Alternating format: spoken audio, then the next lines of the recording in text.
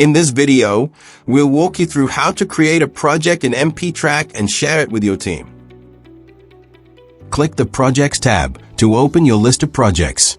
You'll see everything you're currently working on. From this page, you can open a project, update its details, or delete a project if you need to free up space.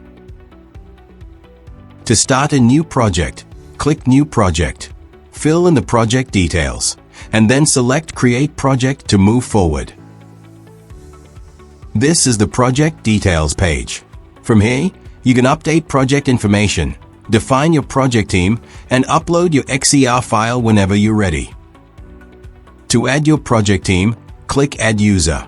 You can set the roles for your team. Choose whether each member is an editor, viewer, or project admin. Keep in mind, users need to be in your licensed users list first.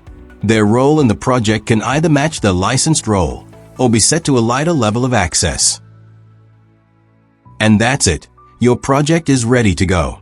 Set the details, invite your team, upload your XER file, and start collecting progress inputs. Thanks for watching.